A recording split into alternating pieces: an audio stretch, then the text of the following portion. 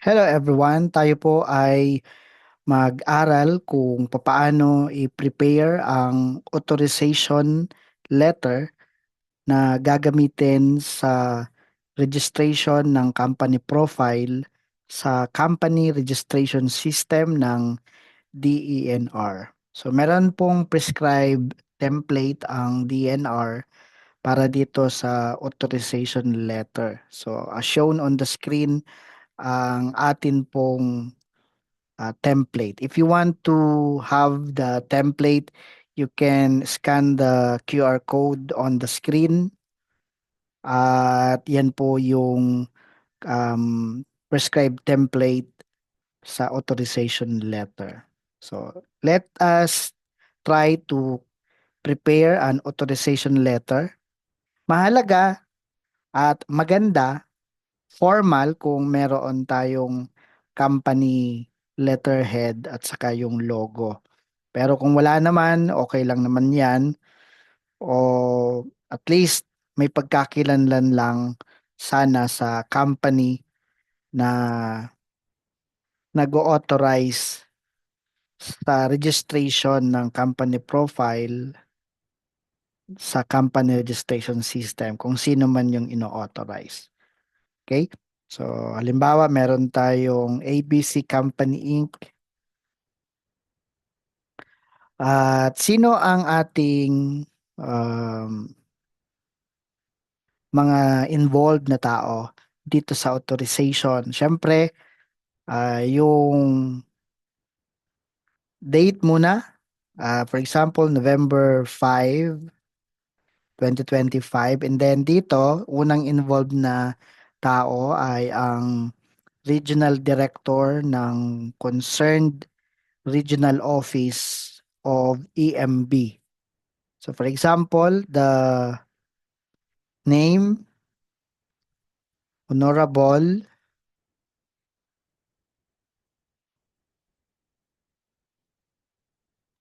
Robert Angelo Metin, siya ang Regional Director ng Environmental Management Bureau Region 4A. At yung kanyang office address, 4th floor, PITX, Tower 2, Barangay Tambo, Parañaque City. So, yan yung unang person involved. Then, subject authorization. Then, dito ay the undersigned kung sino yung managing head o sino yung highest executive officer ng company o yung authorized representative to issue authorization sa company. Lalagay natin dito ang pangalan ay, for example, Mr. Peter S. Pan with the following IDs. O meron siyang government ID, for example, driver's license number E04 04041234. So example lang 'yan. And then kung mayroong company ID number din, kung wala, okay na 'yan. And then I, the undersigned Mr. Peter Espan, hereby authorize sino ngayon yung pollution control officer ng company na ino-authorize mag-register ng kanilang company profile sa company registration system. Halimbawa, Mr. Juan de la Cruz at yung kanya ding ID. So, halimbawa, meron siyang government ID na PRC, PRC ID number 02537. At kung may company ID number din siya. So, kung wala, okay na yan.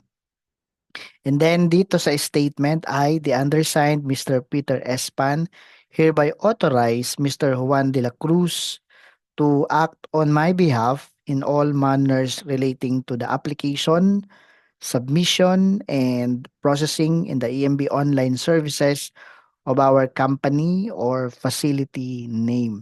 So dito po, nilalagay natin dito yung naka-register sa company registration system o yung name ng establishment na inirerehistro natin sa company registration system. Remember na dapat may magkaroon ng consistency. So, halimbawa sa ating company registration system, ang pangalan ng establishment na inirerehistro natin ay ABC Restaurant, yun din ang dapat naka-indicate dito. And sabi dito, located in, halimbawa, parang MP Casanova Street, Barangay Tambo, para Lipa City, Batangas. So, yan yung address naman nung establishment at same din doon sa dinideclare mo na address ng establishment sa company registration system. Napakahalaga po niyan. At dito, sa sunod na statement, any and all acts carried out by, so sino yung PCO na ino-authorize? Halimbawa, Mr. De La Cruz on, sabi sa statement, any and all acts carried out by Mr. De La Cruz on my behalf shall have the same effect as acts of my own. Hoping for your kind consideration. Thank you very much. And then dito, signature over printed name, yan po yung nag-authorize sa kanyang pollution control officer. So lalagay natin dito, Mr. Peter S. Pan. Yan naman yung sinasabi dito na I, the undersigned, Mr. Peter S. Pan. So, yan yung undersigned. So dapat may pirma dito ang ating um, managing head. So ano ba ang position niya? Halimbawa siya ang president o kung siya ang general manager. Yan. Ang pinaka-common na position dito ay managing head. Ano po? Pwede na yan, managing head. And then date signed kung kailan yan pipirman. At yan lang naman ang content ng authorization. And dito sa second page, kailangan dito i-upload ang picture ng government ID na sinasabi dito sa authorization. Halimbawa itong driver's license ni Mr. Peter Pan at PRC ID ni Mr. De La Cruz. Ilalagay natin dito yung picture. So sa computer, laptop na ginagamit natin, anuman device, basta ilalagay natin dito yung picture ng kanyang ID sa managing head at saka sa PCO. Ano po? So, kailangan tandaan yung prescribed template ang gagamitin sa authorization. And then, correction, meron ditong barangay, tambo. Ayan. Ah, kailangan yung prescribed format ng authorization at pangalawa, kailangan may sign ito ng sino man, lalong-lalo ang managing head na po.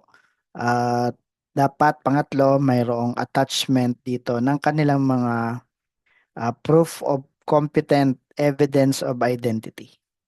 Ano po?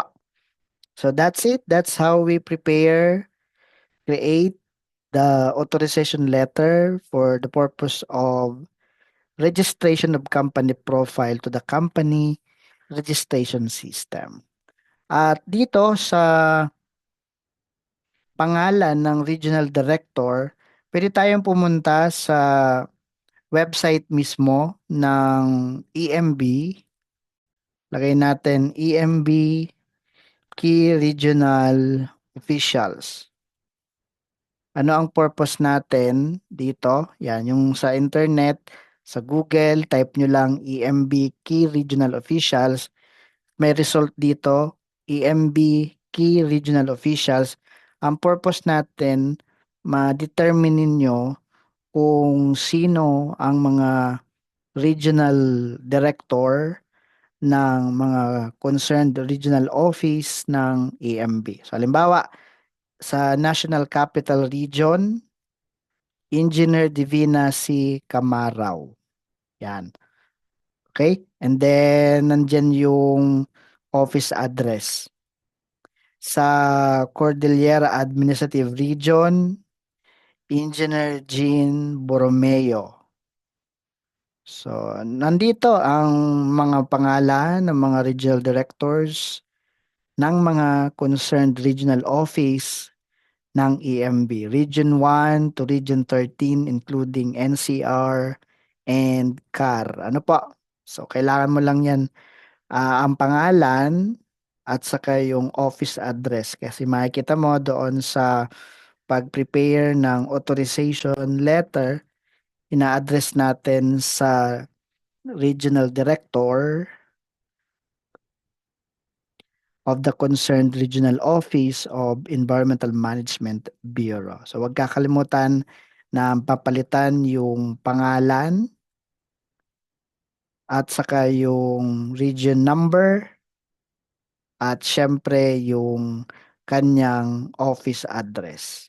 So that's how we prepare, uh, create an authorization letter for the purpose of registration of company profile. So kung may tanong pa, uh, just comment below. Thank you very much for time listening and I hope nakatulong po ito.